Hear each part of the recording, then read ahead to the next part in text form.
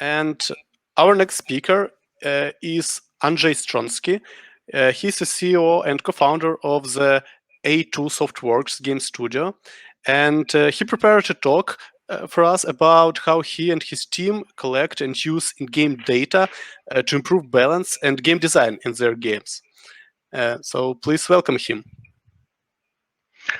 Thank you very much. It is a pleasure to be here.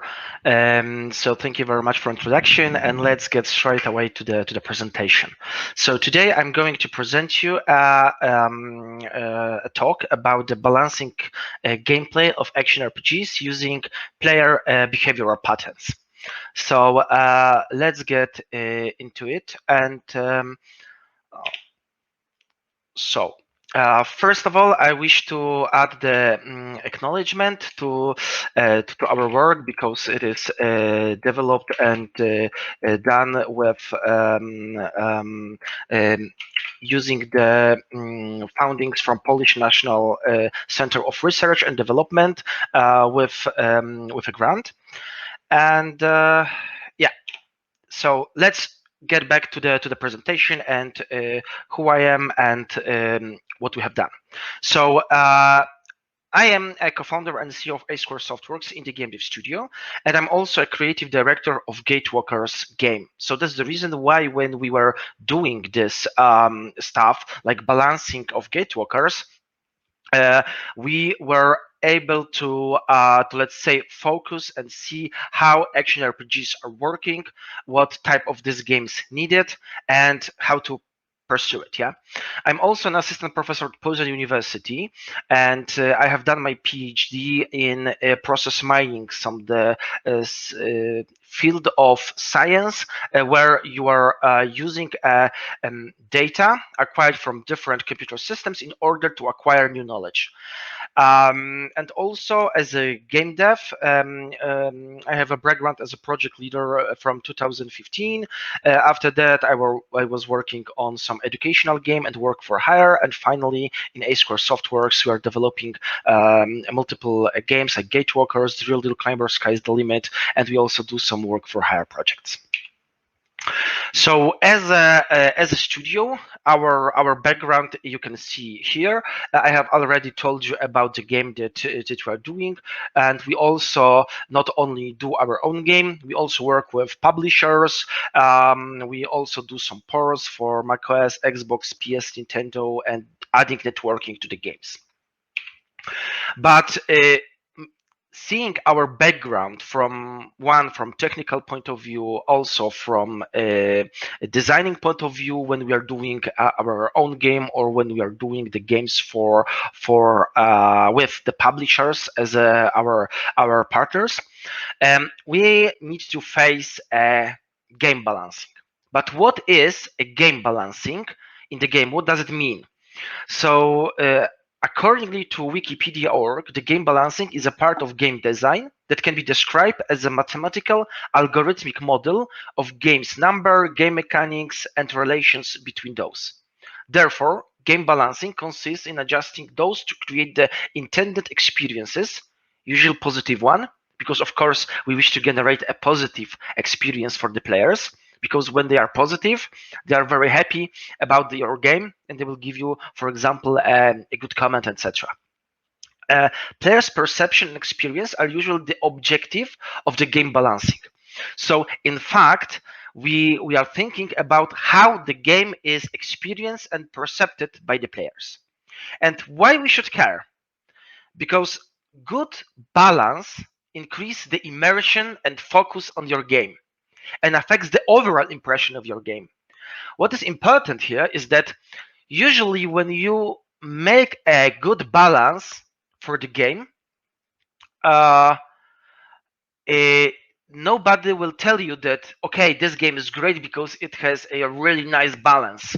Usually people will notice when the balance is bad. They will tell you, okay, this game is not good. Maybe even they will not name it the bad balance, but they will tell something wrong is with this game, and the balance is very important, because all other stuff are let's say calculated and reviewed by the balance of the game. And of course, the balance also defines the target group of your recipients. So if you make a hardcore balance, then you are targeting a hardcore players. If you are making a casual balance, then people who are casual players will feel really, really good about this stuff, about this game. So okay, so let's move next. So now we know what is the game balance and why we should care. So we, as an indie studio from Poland, we are doing the cooperative action game with elements of survival and action RPG, the Gatewalkers. And why the balance is important in this type of games. So action game with survival, action RPG, and also the game is a cooperative game. So you are able to play it with up to 4 players together. So the core elements of the game is that you have WASD controls with truly skill-based combat. So you need to aim with each spell. I will show you in a minute a little bit more about it. You have deep character customization without class restrictions. You have something called cooperative mechanics of combos and solo combos. So you can play additional spells using appropriate, let's say, sequence of other stuff. What is more, you have unique progression system based on crafting and items that you are able to gather. And finally, in the Gatewalkers, you are exploring and survive in different environments which are procedurally generated. So additional, let's say, variable inside the game environment. So let's take a look deeper into the game mechanics so you will understand what is the problem in balancing such complex game. So skill-based combat is based on that each spell, even auto attack of the players, are aimed, and also creatures are aiming at you. So when you're balancing this game is very important because the combat is one of the core features of the game. So if the combat is not well balanced, then you have a problem because this is one of the core elements of the game. And when the game has a strange focus on the skill-based combat, you need to give the player feeling that he's not winning the game because he's using the overpowered item, but it is the reason for this is that the player plays well. And in vice versa, if you are failing, if you are losing with some enemies, that's the reason. The reason is that maybe you have wrong weapon, but also the weapon is not underpowered. The additional, let's say, complication here is that the player creates its own build using the skills which are bounded to the items, and there is no class restrictions. So when you are, let's say, changing the gear, changing the items, you have different spells that you can use, and there is hundreds of possible combinations of the spells. And later in the presentation, I will refer to each skill with the numbers. So SS0, SS1 are different spells.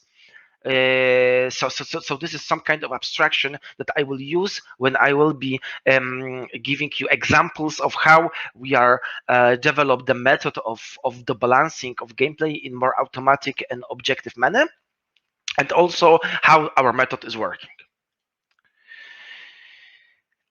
The another stuff that I have talked that are very important in case of Gatewalkers is the cooperative combos. So players, moreover, when they're playing with, let's say, other players, like in party of 4 people, they can mix their powers, the elements, we call it elements, and create a combos. So one player is applying, let's say, stack of fire effect, and other player is consuming it with toxic element, creating a new spell like combustion of toxic fumes, etc., etc.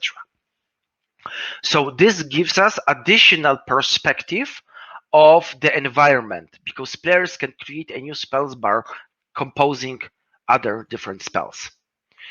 The solo combo is a creation of the sequence of not optimal skills used during the combat in order to cast a new spell, like let's say in Mortal Kombat or this type of games, which gives additional damage effect or additional effects which gives a player a huge advantage. Next, the progression system, which is quite robust. So you need to create new items and combine them with a classless systems in order to acquire new spells. And finally, the environment, which is procedurally generated. And in this environment, you are trying to survive. So, for example, on ice worlds, you need to eat fat food, warming up near fire in order to win with penetrating cold. On, let's say, forest world, you need to fight with terrifying darkness by creating a source of light and to have a high level of sanity during the night. On toxic worlds, you need to fight with toxic atmosphere by wearing toxic mask, etc., etc., etc.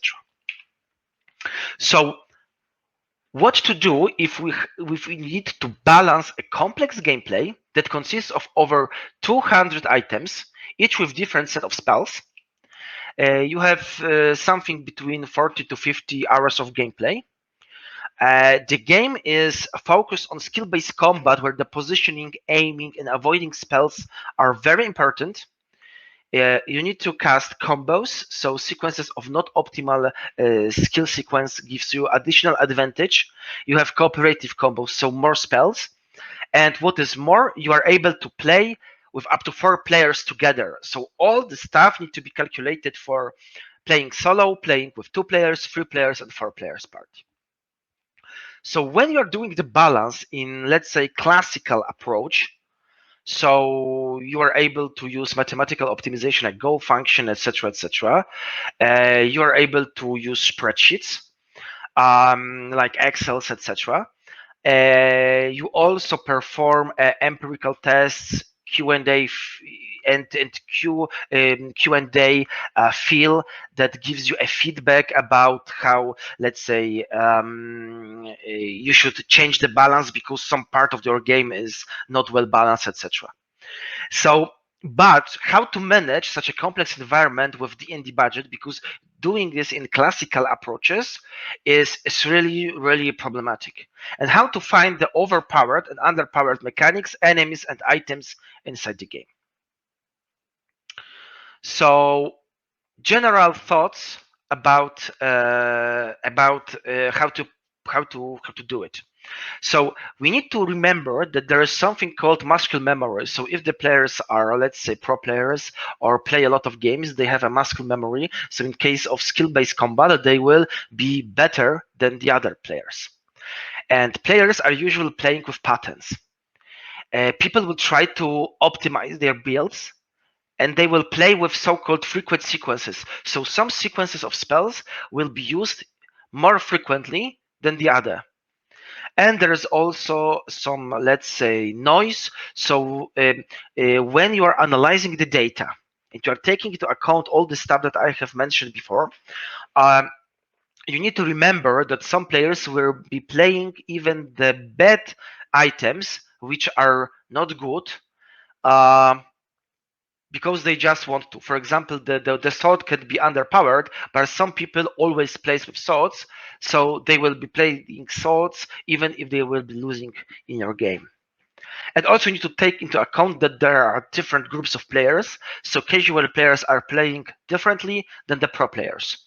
So you need to be aware that taking some knowledge or acquiring some knowledge from data that are coming from casual players and pro players are not the same. So the data that you have found about how pro players are playing are not always applicable for casual players and vice versa. So let's ask ourselves a question.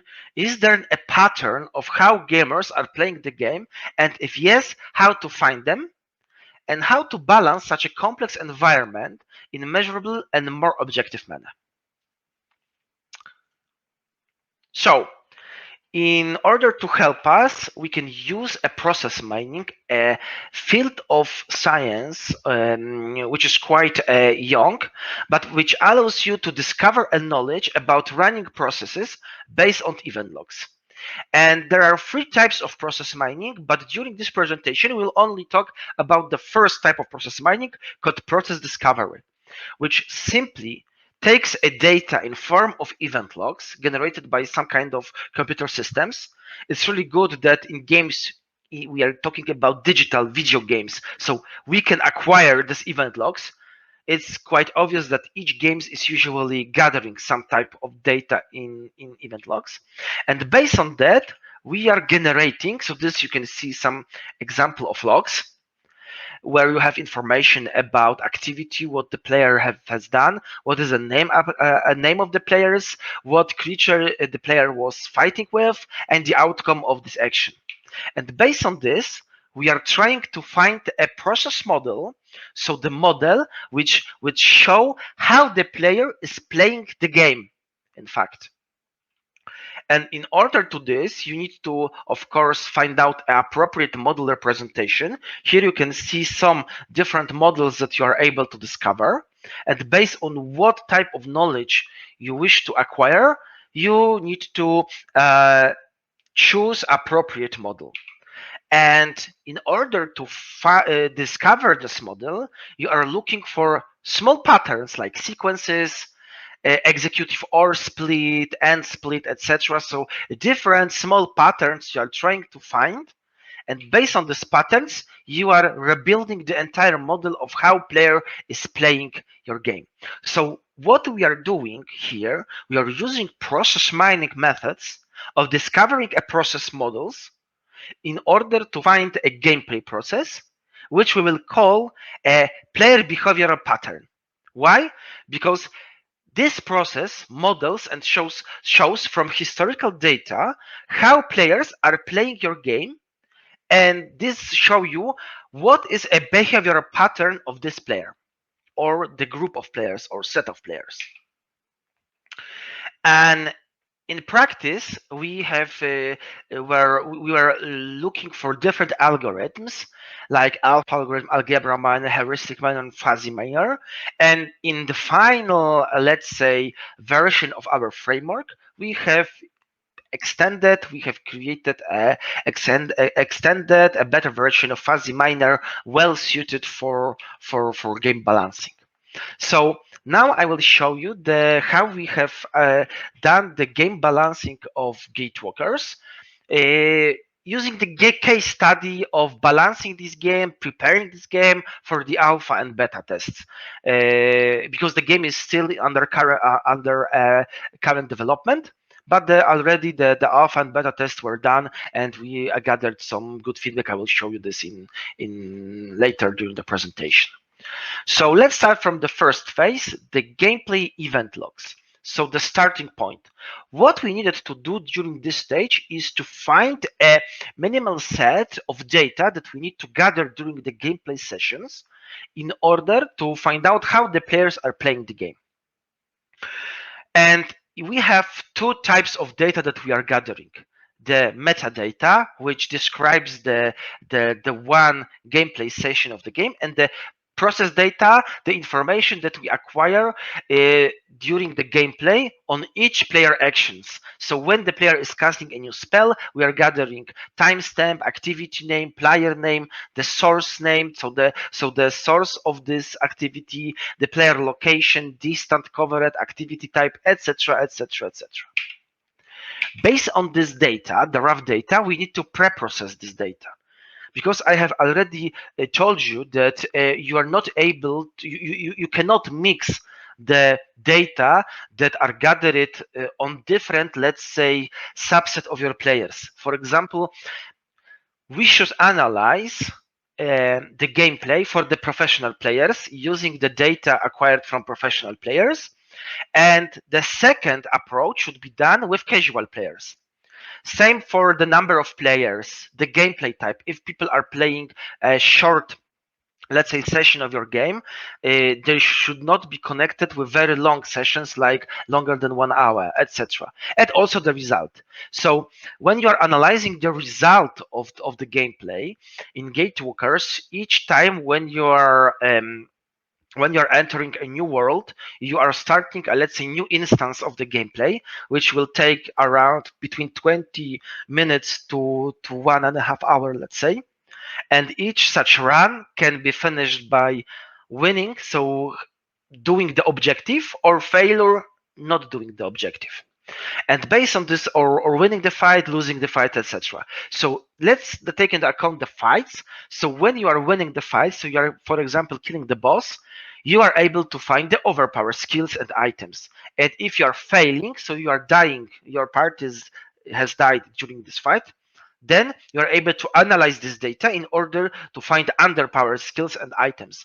And of course, you need to take into account the statistic information about how many wins and failures are there in the data. And now let's go to the third stage of our method, of our case study of balancing the gatewalkers. So looking for patterns using fuzzy gameplay miner. And in this situation, you so in this phase, in this phase, you will we will calculate some metrics. We will that will be used in further phases of our method. So, calculating the metrics, we have used, proposed, changed, and enhanced, or used some existing metrics based on the fuzzy miner algorithm, which we have extended. And there is some examples of these metrics, like unary frequency sequence, binary frequency significance, routing significance, etc., etc. I will show you some detail about each of these metrics in a second. So the unary frequency significance is a metric where we are trying to find out how frequent is some event. So let's say activity like casting a spell, etc., in a log. So the example of so for example, how many times we have used skill slot 0, like skill skill of the bow weapon called auto attack during the fight. So for example, we can see that the skill slot 0, so the auto attack was used only 3 times, and the second skill from the skill slot 1 was used 2 times. So as you can see on the left, you see the logs. So you can see that during this combat, we have used only 2 type of spells, and the player was moving around, going down, left, etc., etc. So we only, in order to calculate the value of this metric, the information about skills and the frequency of how frequently each skill was used. The binary frequency sequence tells you how many times we see the pair which is directly follows of 2 different events. So how many times we have used the sequence of applying of casting the skill slot 1 and skill slot, for example, 0, and after that skill slot 0 again. We can see that 91 times the same spell was played in the sequence. But you can see all other sequences, and of course it can sometimes happen that in some weapons can be designed in that manner that some, let's say, pairs will not be present at all, and it's also fine, it's okay. Then routing significance, so how much more successor than predecessor has some nodes. So we assuming that if some here we can see the let's say graph of sequence of casting or using skills by the players, and we assume that the skill is more significant. So the skill SS1 is more significant than other skills because it is usually casted after the skill slot 2, and there is a lot of options of playing other skills after that. So the significance of the spell is higher because it has high significance of routing to other skills that can be played. Also, we are taking into account the proximity correlation. So these metrics show us information about the neighborhood of each nodes, and here each node correlates or corresponds to the skill casted by the player during the gameplay. So if some skills are usually follows each other, they will be in higher proximity correlation if they are casted, let's say not in close neighborhood, but always there's at least 2 spells casted between them. Yeah. Next, we are also having the metrics of activity type. So we are correlating the activities if they correspond to some predefined activity type. For example, if the activities are correlated with combat, they should be correlated higher. If both activities are concerning gathering or questing or crafting, they also should be correlated together. And also a location correlation. So 2 activities are, let's say, correlated higher if they are casted in close proximity distance in the 3D world of the game. And of course, if you play different, let's say, abilities in further, let's say, further from each other, then you will see the lower correlation.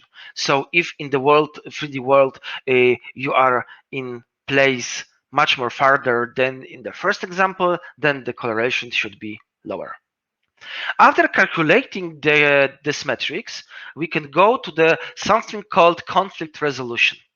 So this metrics, for example, the frequency metric, gives us information how frequently we have some skills played together after each other, etc., etc. So, for example, here we can see the example of the part of the process model that we are able to discover when we see that 101 times skill slot 1 directly follows skill slot 0, and 100 times skill slot 0 directly follows the skill slot 1. So we can see the loop in here, which consists of 2 activities. So here we can define some kind of thresholds which tell us if the difference between the frequencies of the moving from one activity to another is very similar, then we should preserve this information because there is probably a loop. So probably player is playing these activities in the loop. But sometimes we have the exception. So usually the skills are played in this order. So skill slot 0 is usually before the skill slot 1, and really not often there is a vice versa sequence of these spells. Then we can, let's say, remove the information about these possibilities because they are not significant enough. So of course we are creating a heuristic method, but it will better show you the pattern that a player tried to play, because usually if this difference is so huge, then probably this is a mistake. This is not something that player wanted to play.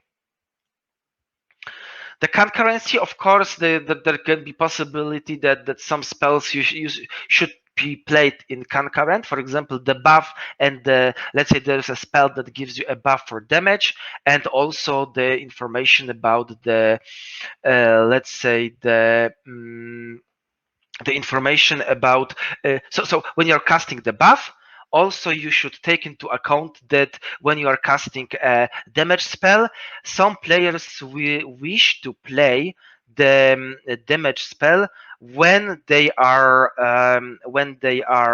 also let's say having this buff, because this will give them the bigger outcome of damage. Okay, now we can move to the next stage called edge filtering. So based on the all calculated metrics, which we are transforming to the when value, we perform the normalization and simplifications. And thanks to that, we are able to move to the clustering. So based on this information, the simplification we can perform on the discovered, let's say, model. So here you can see that, let's say we have discovered this graph, the model of the player behavioral patterns, and we can see that the red nodes are more significant. So as you can see, but some of the activities are always, let's say, executed together. So they will add you additional noise about your result. So the problem here is that you need to you do not need to analyze the information about strong correlation of this activity and this activity, because they're always played together. So we can simplify it and we can create a meta, let's say, activity, which is a short sequence of these two activities. Thanks to that, we can see a real information and a more simplified pattern that shows you exactly what type of activities are performed, why and when. And we finally get a result where the result of applying this metrics and calculating this all significant stuff and simplifying, etc., is as follows. So as you can see, the final graph consists of edges and nodes. The node's significance is determined by the color. So the green node is less significant, the red node is more significant. Here we can see that skill slot 0 is the most significant. It is quite obvious because usually when you are designing the game, the auto attack should be the most widely used spell in the game. The edge significance is determined by the thickness of the node. So as you can see, some of the edges are more thick, and also the correlation of so if the edge is very significant, it is thicker, and the correlation of two activities is shown by the color of the edge. So if the color is red, this means the correlation of these two activities is very strong. So it means that these two activities probably should be played together in, of course, the order that is indicated by the arrow. And in order to show you the final result, you can see here that the single player perspective, when we are analyzing only a single player, you can see the graph of the activities that the player performs during multiple games. And also, if we have a party perspective, let's say, of the 3 players, we can create a hierarchical model when we see the players, and also we can see the transitions of how the different skills of different players are correlated. Okay, so in fact, I have shown you already post-process the results. The real result of the algorithm on real data is like this, like on the left, the spaghetti-like process. So let's say the problem here is that if we would analyze this type of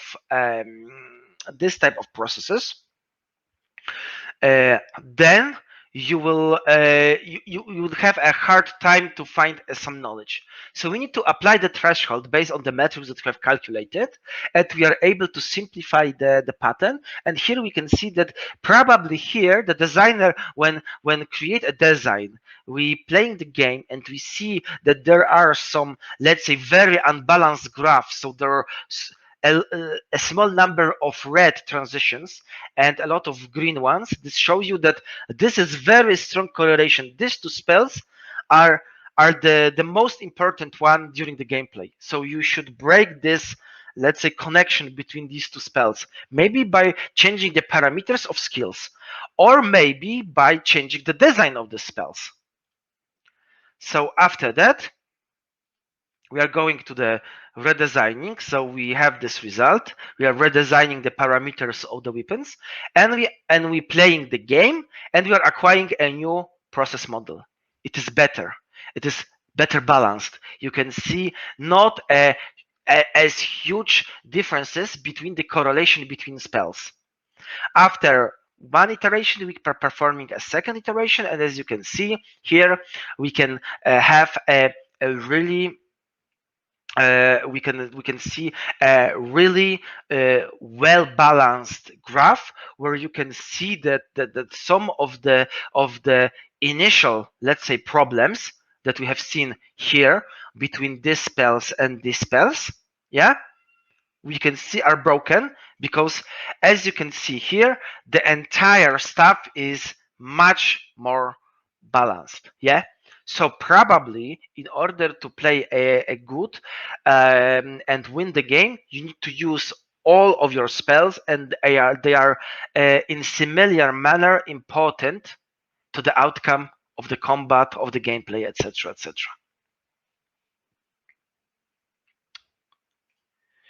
Okay, so I have shown you the entire idea and a case study of how we have approached the game balancing using a process mining and discovering a player behavioral patterns on the case study of Gatewalkers. But of course, all these methods look nice, but how we can tell how accurate our method is. So when we are discovering the model that you can see here of how players are playing the game, how we can tell you that this is a representative behavior of the player about how the game is played. And it is not an obvious question to, for example, to ask, first of all, and also the answer for this question is not an easy task. But in order to do so, we have done the following. We have created a simulation. So we have created, let's say, a bot who played the game using the pattern discovered here. So we have simulated how the bot is playing the game accordingly to the model that we have discovered, we have simplified, etc., etc., etc. And how accurate is the result of playing by this bot in comparison to the real gameplay of the player that was not used to discover the model, so the new gameplay. So based on the historical data, we have discovered the model, and then the same person have played the game again, and we have compared what is how many of actions are, let's say, simulated appropriately, and so what the percentage of actions that are performed by this simulated bot are exactly the same like for the new gameplay of that player. Of course, this is a new gameplay, new situation, so and the player also evolves through the playing the game and can play differently, but it also gives you some information about how we can be sure that this model is discovered in a good accuracy. And you can see here that if we take into account the combat accuracy, you can see that based on the different of weapons, different skills, the accuracy is quite different. But as you can see, it's something between 60 to 73%. If we take into account the combat that takes at least 5 skills to play or 10 skills to play, the accuracy is becoming a little bit bigger. So as you can see, we are even able to find the accuracy. The majority of the accuracy is more than 60% of actions were performed were discovered exactly the same. So it is really huge. Some of the weapons are even almost 75% skills found that out accurately, which is really huge value. So this gives you information that the patterns are really well discovered, and they are quite you can be quite confident that they are in fact modeling the patterns that the player wish to play. So just to sum up the entire presentation and the presented method, we have shown you that it is possible to make objective and measurable method to identify overpowered and underpowered elements of gameplay. So in order to do so, we can use a process mining methods. We have shown you that what method can be used and what needs to be what need to be changed in the current state-of-the-art methods, and we have created a new algorithm called Fuzzy Gameplay Miner, which already enhance the existing algorithm and giving you possibility to balance and discover behavioral patterns of players. We have discussed also how we have done it on this use case of different weapons, of how we were preparing the Gatewalkers to the alpha tests. And we have checked this approach in let's say real case situation, because we have prepared the alpha test of Gatewalkers, and during the tests we had around during the test alpha and beta test together we had around 100,000 unique players who played the game. And these players gives us overall Steam review were very positive. So that's the reason we believe that preparing the balance of the gameplay using behavioral patterns during our internal test give us a really good balance, because the results were as I shown you. So what next? What can be additionally added to the method? We wish to also find out to discover a parallel execution, because so far our method does not allow us to discover the parallel execution. We also wish to use the game with this method with other type of games. I will get back to you about it in detail in a second. We wish to enhance more the accuracy, and also we wish to support a movement of players, also not only casting spells. And the extrapolating this method for other games are, for example, for MOBAs and some MMOs, which are skill-based games, are literally very straightforward. So if you're doing action RPG, MOBA game, or MMO, it is really easy to use it and balance the game and finding the overpowered and underpowered mechanics of the game. For process-based games like strategy games, RTS, card games, it needs to some tweaks, but it is still possible and it should be quite easy to adjust.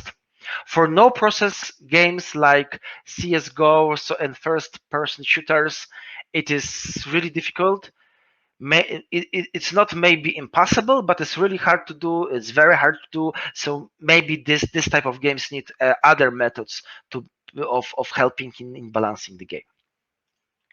So thank you very much. This is all that I have prepared for you today. I hope you enjoyed the talk. And if you have any questions about the game, about the method I have shown you, about the balancing of gameplay, etc., do not hesitate to write to me, and I will try to answer all your questions. And of course, if you have questions right now, I'm here. So thank you very much. Thank you very much for your talk. Yes, we have several questions, both audience and me. So what I wanted to ask you, like, have you measured somehow how your changes in balancing affected actually gameplay, like look and feel? I mean that you mentioned it, that you have good reviews in Steam, but as I understand, you did not test it before the changes, so you were not able to compare reviews in Steam before you made your changes in balance and after that. Yes, yes, we haven't tested the, let's say, this balance was done in-house, so with testers, so the group of testers, not with the players, in fact. So so the reason for this is that, let's say we have a group of testers who are playing the game, and our assumption that we need to find out the overpowered, underpowered elements of gameplay was based on the tester feedback, feel, etc., etc. And using this, let's say, smaller number of people who were playing and, let's say, indirectly balancing the gameplay, because by the playing of the game we were rebalancing the game using this method. We have created the balance that, let's say, from our perspective and our testers was better, and then we have used this balance during the tests. And because we had good reviews, and we are assuming that if you have a bad balance, you will have a worse reviews, or a lot of reviews will be concerning the bad balance. This is a reason why we are thinking that this is one, of course, not only one, but one of the very important element that that was the, let's say, reason why we have a very positive reviews. Yeah. I got it. Another question, like you mentioned that you found some patterns in your game using the data analysis. When you designed it, did you like design actually some patterns for your players? Yes, of course. Yeah. Let's say the part with solo combos, when you need to play not optimal sequence of skills in order to cast a new skill, which gives a really bigger damage. Yeah, huge number of damage. This is a pattern that we want to have in game. So when you are analyzing the graph, the final graph, you need to take a look. Okay, maybe we have found this pattern, but this is the pattern that designer wanted to have in the game. So if this is the case, then you are not changing this pattern. But if the pattern is different, it is maybe not good. But also, there's also another case when you wish to have this pattern, but this pattern completely overwhelms other patterns. So this is should not be the idea of the designer, because if you created a new weapon for a game and always you are playing the same pattern, one after another, it's really fast become quite bored, because you need to still play the same sequence of skills. So in fact, the players should have a multiple patterns playing even with the same weapon. Yeah, not only one good pattern. Got it. Got it. Another question from Yuri Kravtsov. You mentioned in the beginning that you segregated players like to different categories, and also to casual players and hardcore players. How to create a good balance that will work for both hardcore players and casual players? Yeah. So in order to do so, we, of course, the problem of defining the hardcore players or pro players for the game that is not yet available on the market is quite hard, because in fact there is no players of the game so far. So the first step is to find, let's say, people who are pro players or hardcore players in similar titles. Yeah, and based on this information, we can divide this into two different groups of, let's say, testers. And based on these testers, we needed to do the analysis and see that sometimes some weapons are not balanced well for pro players, but really good balance for casual players. The situation during this stuff, the situation happens when the weapon is hard to master. Yeah, because pro player will be able to master, the casual players will not be able to master it. So in this category, we need to redesign the weapon, and trying to redesign in that manner that we only change the one graph. So if we have the two graphs for two groups of players, we need to change the design in that manner that we can only, let's say, balance the pro player graph, but do not break the balance of the casual players. Yeah. Okay, I got it. Another question is about balancing in post-launch. So the question is like, do you plan to do that? Do you gather data after the launch to improve it? Yes, it would be a really interesting, but in matter of fact, it depends, because Gathering data after the launch would be interesting to balance the game, but it has two, let's say, stuff that needs to be managed. First of all, the number of players can be a really huge. So of course there needs to be some, let's say, optimization of the stuff. And secondly, also you need to acquire this data, and you need to, let's say, make some kind of anonymization of this data, and of course you need to make, let's say, players aware that if you are analyzing their data, they need to know about it. So of course, if we will plan to analyze the data from our players, we will notify them and we'll ask them to give us a permission to do so. Because if someone will not give you the permission, then simply you are not able to gather the data about it. Yeah. Yes, I understand that. By the way, about collecting the data, have you used some ready solution for that, or you created some like self-made tool? We have created our self-made tool. Yeah. So this is our self-made tool, which is currently used only internally by our testers. Yeah. Okay, and probably the last question that I have is about balance of economic. Like, I understand that balance of economic probably works a little bit in different way, but maybe you can give some recommendation for that, or offer how can be used your method to do that.